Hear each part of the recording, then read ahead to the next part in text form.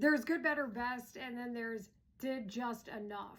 And that's what I feel like the Bears did in order to escape Minnesota with a 19-17 win. Hey, this is Leila Rahimi. Happy to join you again with another Bears post-game video.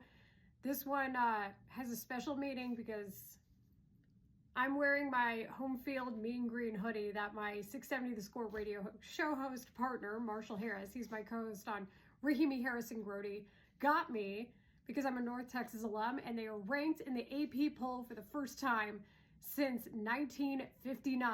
They are 9-1, and they are number 22, and I couldn't be more proud of my school. So that's why I have on the mean green hoodie.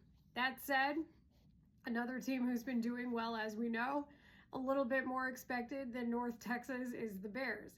7th win of the season before they got out of Minnesota with that W, so that is huge. It's also the first division win for Coach Ben Johnson, the NFC North, and it's the first NFC North road win. Not only is it important to give context as to how good this team is, it's not an easy thing to go into Minnesota and get the dub. Think about what happened last year. Do you want to? I don't. I believe a lot of us call that the game that Karan Amagaji had his debut, and it was not fair to him or anybody else involved with the Bears, that's for sure. So this time around, a lot better situation for everyone involved, at least when it came to the score and getting out of town with a W.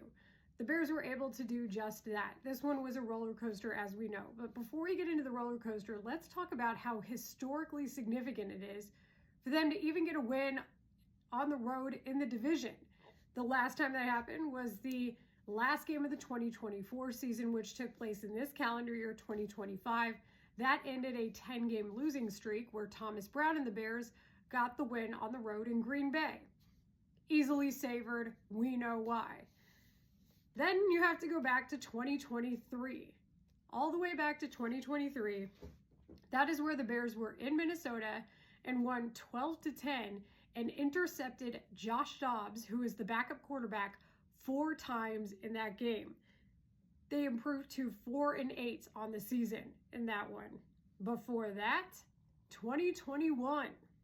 That was at Detroit on Thanksgiving, a 16-14 game where Cairo Santos scored the game-winning field goal. He kicked it with seconds expiring in that game. It was a 28-yarder. That one stopped a 5-game losing streak. The Bears improved to 4-7 on the season. And the first headline, actually the first sentence of that story in the AP, the lead is what we call it. Matt Nagy still has a job, and perhaps his team has a shot to salvage the season. They went 6-11. That was Matt Nagy's last year coaching the Bears. Scene. Getting back to this game, I mentioned it was a roller coaster, and that was absolutely the case. I also think this is a game where if they had lost, you'd hear a lot more discussion about the play calls in this one. Similar to last week against the Giants, I don't know that the Bears ran the ball as much as they should have. And the types of runs were a little bit different than what I think we would have liked to have seen as well. Ben Johnson talks about game flow. He also talks about EPA. Well, the EPA said the Bears have success running to the right side. But late in the game, they got back into this one partially because DeAndre Swift was gashing on the left side, as you saw. And then they got away from it a little bit with running Kyle Monangai to the right side. And it wasn't as successful. Think about the pitch, too. The pitch that went way behind the line of scrimmage, and Andrew Van Ginkel sniffed that out pretty quickly. It was a tackle for a loss.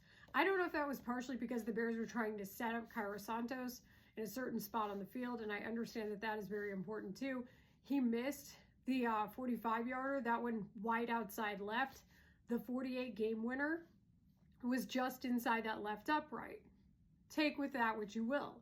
In the meantime, the Bears didn't have as many running yards on the ground as they could have in this game. They ended up with 140 on the ground compared to 180 in the passing game, which was inconsistent, which is why I think we'd be asking, why didn't they run the ball more? We know that there were drops. There were overthrows that were pretty bad. It just wasn't as consistent as it should have been. Caleb Williams goes 16 of 32 for 193 yards and 2 sacks. Now, also, Ben Johnson was asked after the game what his evaluation was, and he just quickly said, I'm going to have to look at the tape. We know watching Ben Johnson is a must listen on Mondays after he does watch that film. But Very interesting answer to say that. Maybe perhaps it is, just because of all the inconsistencies that we saw. Now, he was able to do just enough to lead his team to win, and that is a huge, huge thing to be proud of for this Bears team, for sure. But when you're trying to evaluate this and move forward, you do want to prevent these things from happening again. Not running the ball enough, having drops, these are all themes that were picked up from the previous game against the Giants. Then there is the roller coaster of special teams. I mentioned Cairo Santos. The Bears had to have 5 field goal attempts in this game compared to the 1 touchdown they scored.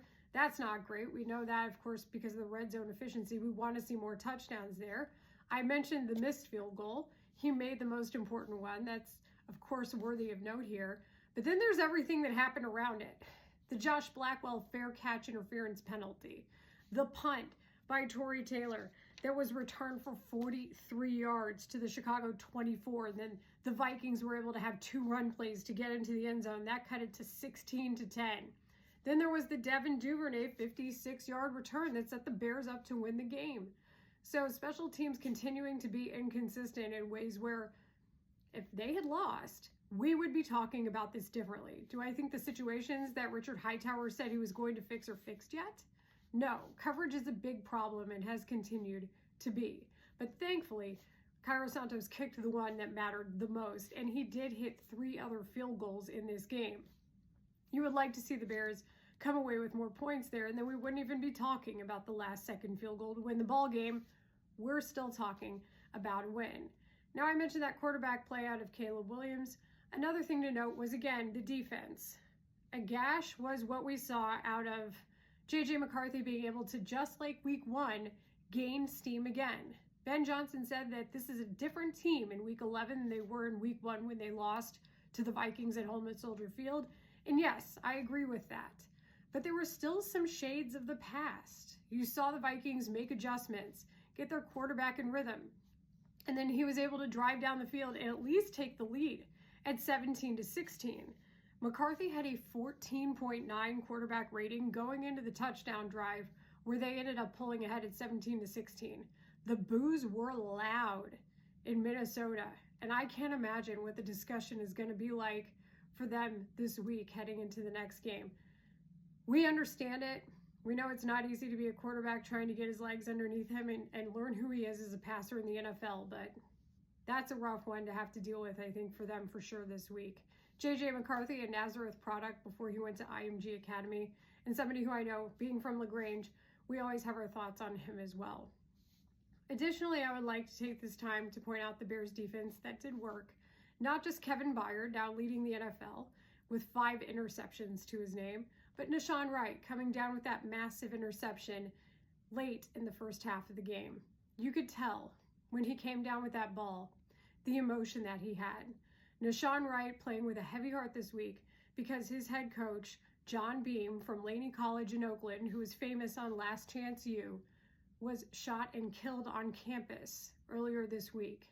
A lot of heavy hearts for the lives that he touched and people who think about him and what a pillar in the community he was.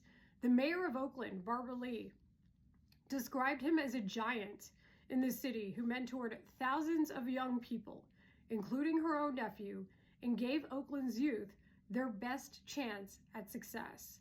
And Nahshon Wright talked after the game about how when his father passed away in 2017, Coach Beam was there for him. I think about how trauma can sometimes bring up other trauma. And in this case, I think of Nahshon Wright and those who were affected by Coach John Beam. And I think about his family and the people who loved him at this time. I don't like ending on a somber note, but I do think it is the right one to think about. So my thoughts are with Coach John Beam's family, his friends, all the players whose lives he touched, and Nahshon Wright this week. I hope that some peace comes soon, and they're in my thoughts and prayers.